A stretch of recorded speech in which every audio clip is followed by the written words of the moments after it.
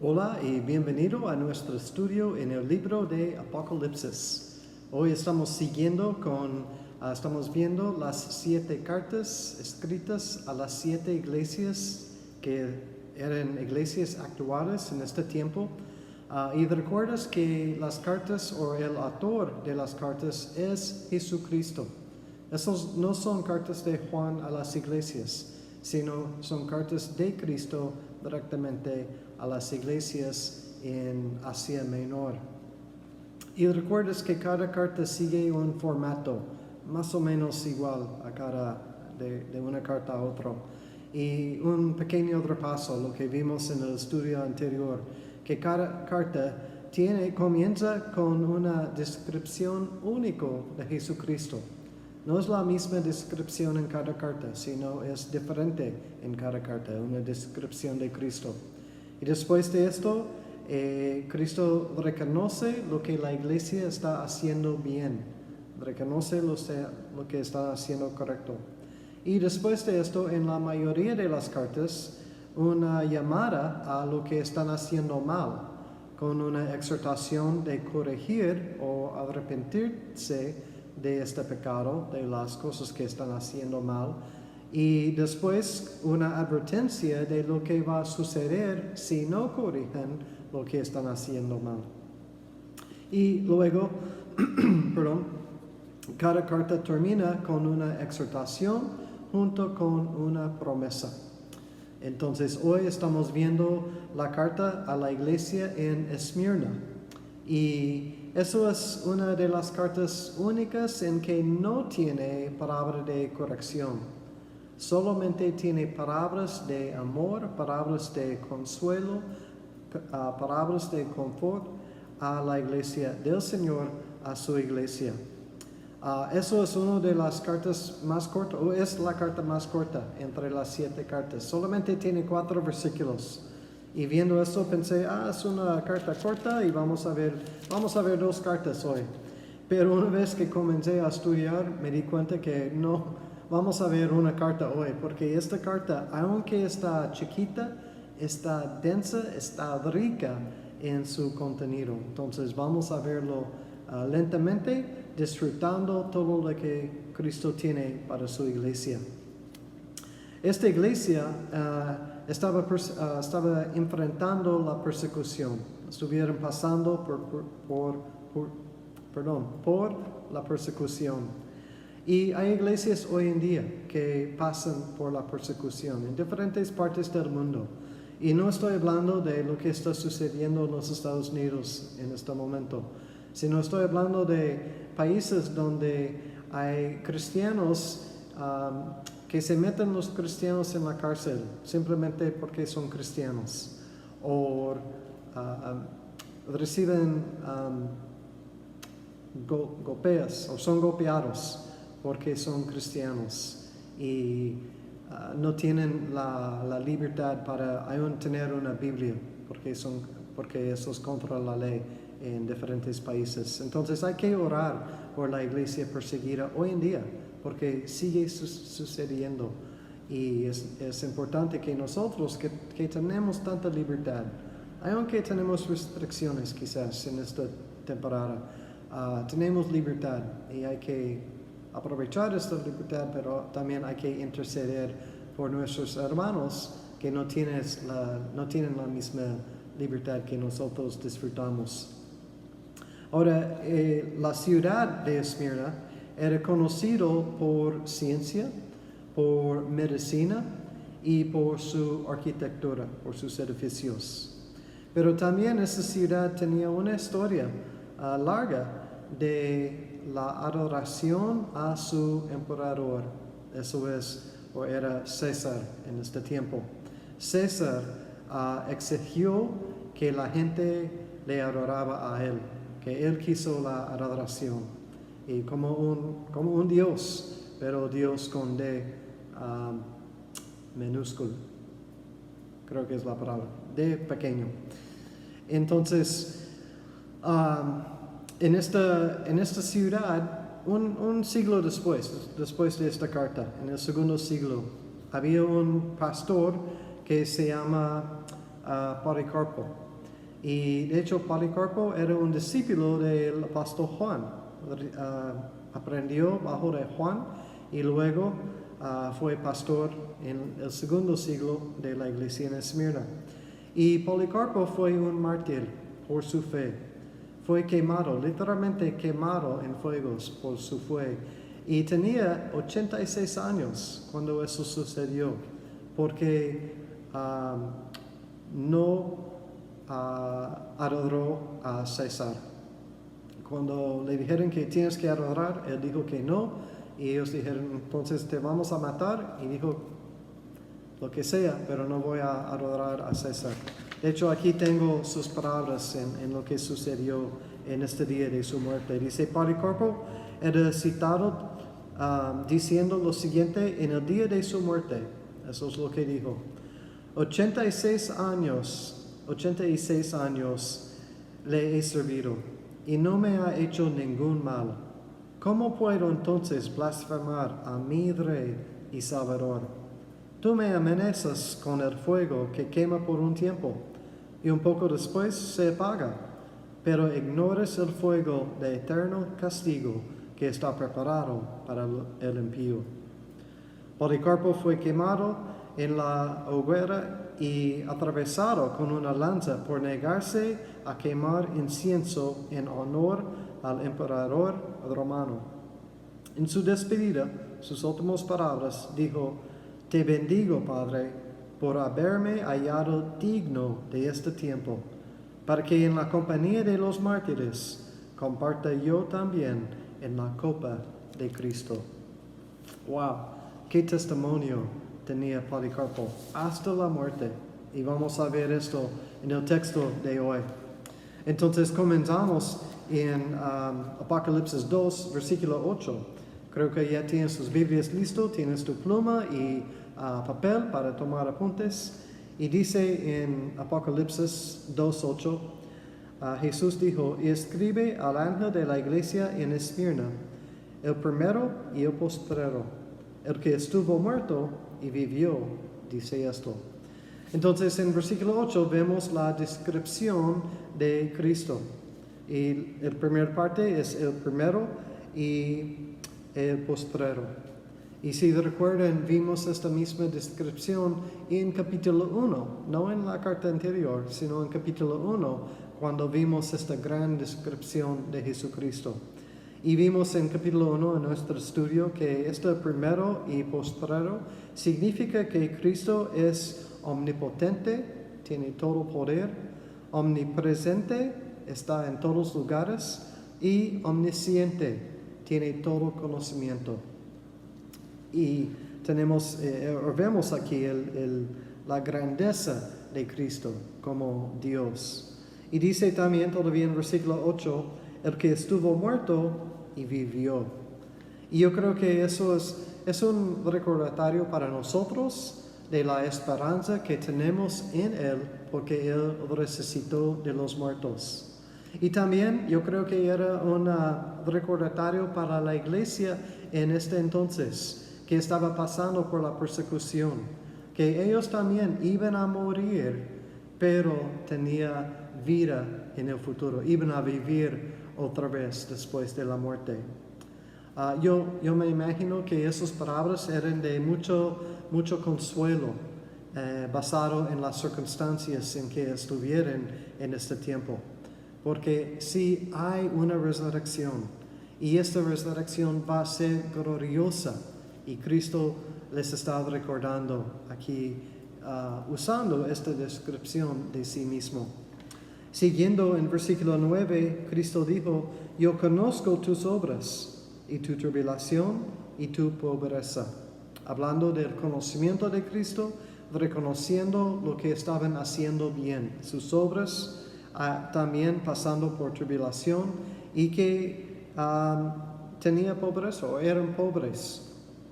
Esta iglesia estaba pasando ataques y pruebas desde afuera por la persecución, pero también esta iglesia era pobre. Aquí dice tu pobreza, eran gente humilde. No era una iglesia rica, no tenían muchos recursos, sino era humilde o pobre en su economía. Pero mira lo que sigue en versículo 9. Conozco tu pobreza, pero tú eres rico. Me encanta el contraste aquí entre la pobreza y ser rico. ¿Cómo es posible? Eran pobres pero ricos, pero creo que ustedes saben, estaban pobres económicamente hablando, pero Cristo reconoció que eran ricos espiritualmente hablando. Eso es el gran contraste y es precioso, es increíble. Que Cristo reconoció eso. Lo más importante, nuestra riqueza espiritual. La Biblia habla mucho sobre la riqueza material y algunos ejemplos. Tenemos la historia en el Evangelio o los Evangelios sobre el joven rico. Y habló con Jesús, pero dice que salió triste o se fue triste porque no estuvo dispuesto a seguir a Cristo primero. Cristo no le dijo que no puedes ser rico, dijo que sígueme, ponme primero en tu vida. Y él no quiso hacerlo, entonces se fue triste. También vemos en las parábolas del sembrador que el engaño de las riquezas ahogan la palabra de Dios. Es una trampa, es un peligro. Y también vemos en 1 Timoteo, el amor del dinero es el raíz de todo mal. Y Jesús preguntó en una de sus enseñanzas, ¿qué ganancia hay si ganas todo el mundo, pero pierdes tu alma? Haciendo una comparación a las cosas materiales versus las cosas espirituales. Y por eso Jesús dijo en otra enseñanza, guarda por ti mismo tesoros en el cielo, no aquí en la tierra. Es interesante entre estas 7 cartas a las 7 iglesias, las 2 iglesias que no reciben un regaño, no reciben una palabra de corrección, eran iglesias pobres, económicamente hablando.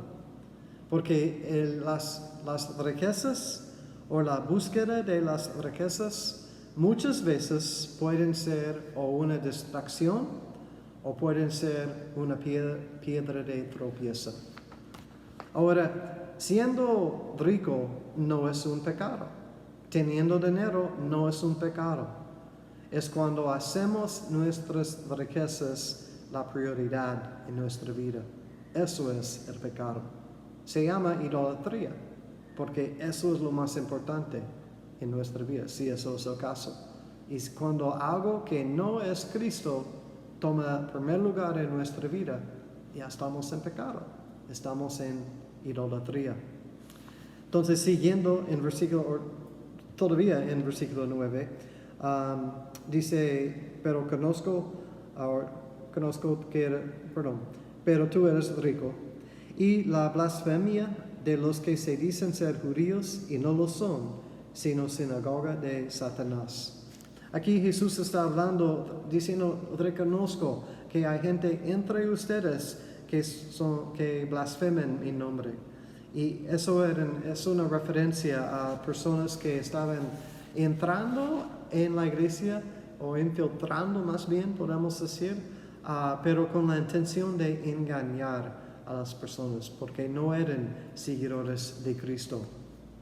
Y por eso en versículo 10 Jesús dijo, no temas, no temas. Hice una búsqueda y esta frase se encuentra 60 veces en la Biblia. Mi búsqueda fue en inglés, pero yo creo que es parecido en español. No temas 60 veces en inglés. ¿Por qué? ¿Por qué tantas veces está mencionado esta frase, esta exhortación? Bueno, la respuesta es porque el Señor quiere que confiamos en Él. Y el miedo, el temor, es lo opuesto de la fe. Piénsalo como una escala de peso. Aquí tenemos una escala de peso. Y en este lado vamos a poner la fe. Y en este lado vamos a poner el miedo. Entonces, si tengo mucho miedo, eso pesa más y mi fe está haciendo menos y menos. Pero si seguimos la palabra de Dios, como dice aquí, no temas, ¿cómo podemos no tener miedo? Confiando en Dios, en Cristo. Entonces, cuando confiamos, crecemos en nuestra fe tiene más peso y el miedo aquí ya no tiene nada, ya está casi fuera. Entonces queremos tener más fe o queremos que nuestra fe está más fuerte, que pesa más que el miedo, para que no tenemos miedo. Si tenemos miedo, tenemos menos fe. No queremos menos fe, queremos más fe y menos miedo. Y por eso 60 veces la Biblia dice, no temas, porque Cristo quiere que crezcamos en nuestra fe. Jesús dijo a sus discípulos en medio de la tormenta, no temas, solo cree, confía en Cristo. Y siguiendo en versículo 10, dice, no temas en nada lo que vas a padecer. Vas a padecer. He aquí, el diablo echará a algunos de vosotros en la cárcel para que seáis probados y tendréis tribulación por 10 días. Vimos varias cosas ahí. Primero, vas a padecer. Es una de las promesas que no nos gusta. No queremos recordar esta promesa. Sin embargo, es una verdad. Vamos a padecer en esta vida. Jesús nos dijo en Juan 16, en esta vida vas a tener tribulaciones. Y Pablo dijo en 2 Timoteo 3, si quieres vivir vidas piadosas, vas a tener o vas a enfrentar persecuciones. Es un hecho. Podemos decir es una promesa. Y la iglesia aquí no nada más iban a padecer, sino iban a enfrentar presión y pruebas y tribulación. Pero eso es lo que necesitamos recordar. Con las promesas de padecimiento y pruebas, también tenemos las promesas de su paz. Eso es lo importante. Y podemos experimentar su paz en medio del padecimiento, en medio de la tribulación, en medio de las pruebas o en medio de las tormentas, lo que quieras llamarlos, podemos experimentar la paz de Dios en medio de las dificultades cuando confiamos en Él. Esa es la clave. En Isaías 26:3, un versículo que a lo mejor sabes, dice, tú guardarás en completa paz. ¿A quién? A aquel cuyo pensamiento, sus pensamientos, su mente, cuyo pensamiento en ti persevera, porque en ti ha confiado. Este versículo me encanta porque dice que Dios nos va a guardar en una paz completa, una paz total. ¿Para quién?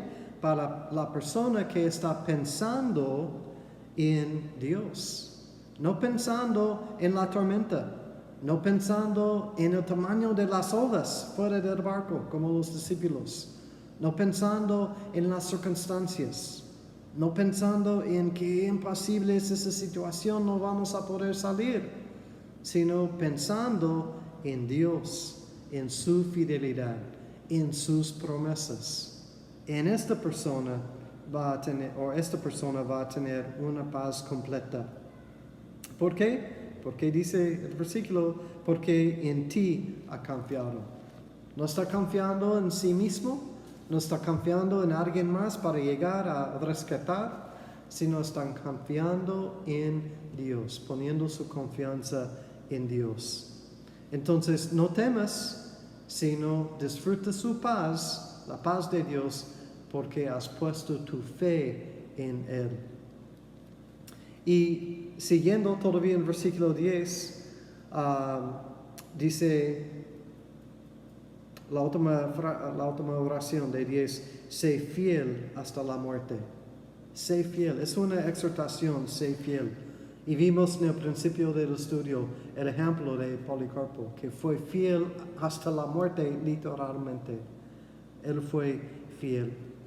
La palabra fiel significa perseverar en la fe. No tiras la toalla, sino perseverar en la fe hasta el fin. Ahora, ¿a quién estaba hablando Jesús en este versículo? Bueno, obvio, estaba hablando a la iglesia en Esmirna. Pero un poco más específicamente, o quizás un poco más ampliamente, depende de cómo quieres verlo.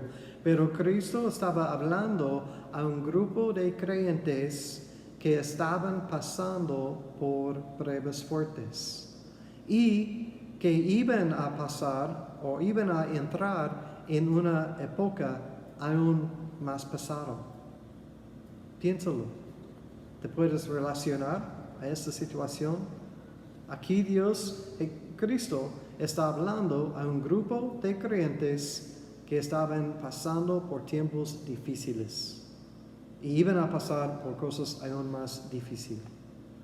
Entonces es cuando esta época de las pruebas viene, eso es exactamente cuando nosotros necesitamos poner en práctica la fe que profesamos, que la fe que decimos que tenemos. Porque todos los creyentes dicen que yo creo en Dios. Aún algunos no creyentes dicen, sí, yo creo que un Dios existe, yo creo en Dios. Pero la pregunta es si estás confiando en Él y experimentando su paz en la tormenta, porque has puesto tu fe completamente en Él. Eso es la prueba de fe que enfrentamos en la prueba de la vida. Porque cuando llegamos en la prueba de la vida, ¿cómo vamos a responder? ¿Con fe o no con fe? Perdón.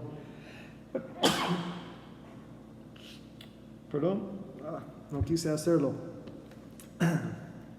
Sí, ok. Tengo que lavar mi mano, yo sé. Siguiendo entonces, siendo fiel hasta el fin. Ahora nota que Cristo no dijo, ten éxito, sé exitoso hasta el fin. No fue su interés. Tampoco dijo que sea feliz hasta que mueras. Esto no fue el enfoque de Cristo. Tampoco dijo, lleva mucho fruto hasta la muerte. Aunque yo creo que siendo fiel lleva fruto en nuestras vidas. Pero la exhortación aquí, la palabra de ánimo, el enfoque de Cristo aquí fue en la fe de ellos. Igual fue o es en nuestra fe. Es perseverar en las pruebas confiando en Cristo. Eso fue el énfasis de Jesús. Eso fue su interés. Mira, van a pasar por tiempos difíciles. Quiero que lo manejas así. O quiero que eso es lo que quieres que hagas. Y no estaba preocupado en ninguna cosa sino su fe. Porque Cristo reconoció que es su fe que iba a llevarlos por la tormenta, a salir al otro lado con éxito. Pero no por sí mismo, no por su fuerza, no por el poder de las personas, sino por su fe en Jesucristo.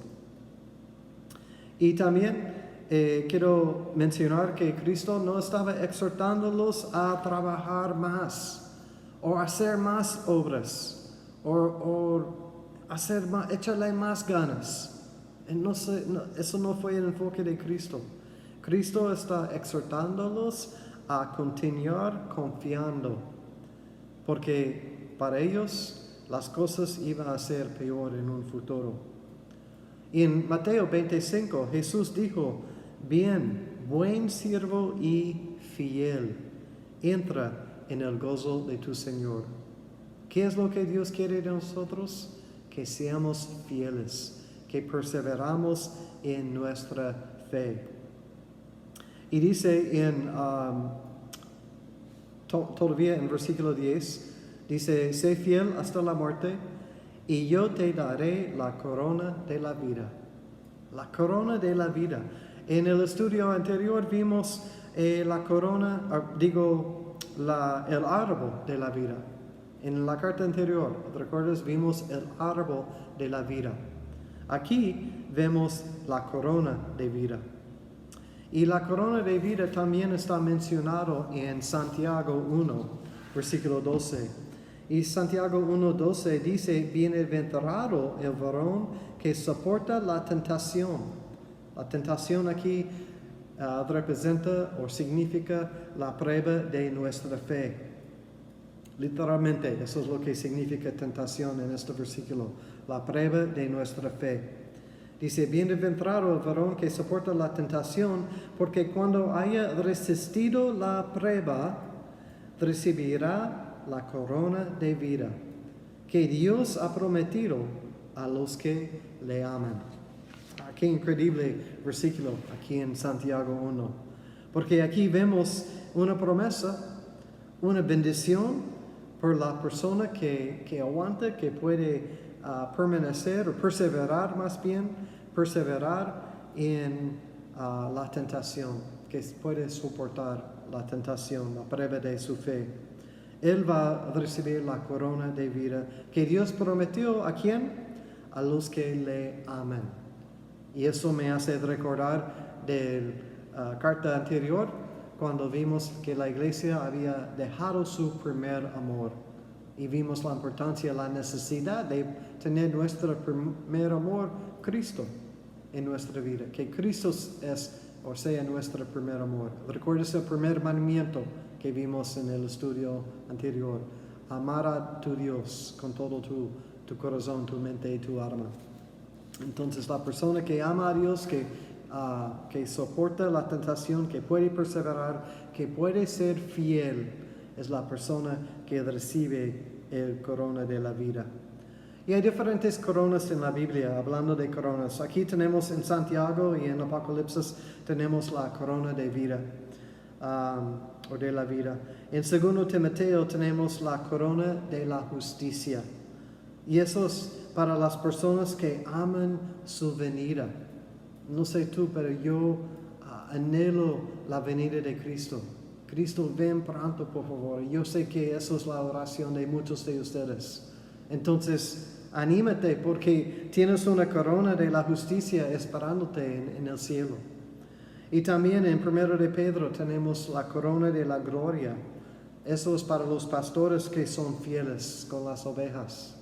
Entonces vemos varias coronas en la Biblia, pero en Apocalipsis 4, donde vamos a llegar pronto, vamos a ver los 24 ancianos echando sus coronas al trono de Dios, en un acto de adoración a Dios. Entonces, aun si vas a recibir una corona, en fin, simplemente vas a regresarlo, entregarlo a Dios, porque Él es digno de nuestra alabanza. Y terminando la carta en versículo 11, dice, el que tiene oído, oiga lo que el Espíritu dice a las iglesias. Eso es la exhortación que vemos en cada carta. Y de oír lo que el Espíritu tiene que decir. Si el Espíritu te está hablando en esta carta, hazle caso. No son mis palabras, es la palabra de Dios. Y queremos oír y queremos recibir y queremos ser sensibles a preguntar a Dios, Dios, ¿qué es lo que quieres que haga aquí? ¿Qué es lo que quieres que cambie? ¿Qué es lo que necesitas corregir? ¿O qué es que necesito aprender? ¿Qué necesito poner en práctica de tu palabra? Entonces, sé sensible a la voz del Espíritu. Y la última parte de la carta, el que venciere no sufrirá daño de la segunda muerte. El que venciere, recuerdas, vimos la vez pasada en 1 de Juan 5, el que venciere es la persona que ha puesto su fe en Jesucristo como su Señor y su Salvador. El que venciere. ¿Y qué pasa por eso? ¿Qué va a suceder? Por el que venciere no sufrirá daño de la segunda muerte. La persona que ha puesto su fe en Cristo no va a pasar por la segunda muerte porque ha recibido vida nueva. La primera muerte es la muerte física y todos pasamos por eso, con la excepción de los que van a ser raptados, que espero que son nosotros, porque esperamos y creemos que está pronto el rapto de la iglesia. Vamos a hablar de esto un poquito más adelante. Pero hasta la fecha, todos que nacieron han muerto, menos los que viven todavía. Pero nadie vive para siempre, es mi punto. Entonces, la primera muerte es la muerte física. Pero la segunda muerte, ¿qué habla aquí en el versículo? ¿Qué es la segunda muerte? La segunda muerte es la muerte espiritual. Y si no has sido vida nueva, vas a morir espiritualmente. Jesús dijo en Juan, es necesario nacer de nuevo. Todos hemos nacido una vez físicamente, pero Cristo dijo, es necesario nacer nuevamente. Una segunda nacimiento, segunda vida. Eso habla del nacimiento espiritual. Hay un dicho en inglés, dice que si naciste una vez solamente, hablando del nacimiento físico, mueres 2 veces. Si naces una vez, mueres 2 veces. Pero si naces 2 veces, físicamente y espiritualmente, nacer de nuevo, mueres una vez. ¿Entiendes? Yo creo que sí, pero lo voy a repetir una vez. Si naces una vez, mueres 2 veces. Si naces 2 veces, nada más mueres una vez. Eso es una promesa porque tenemos vida eterna en Cristo, los que han nacido de nuevo o nuevamente.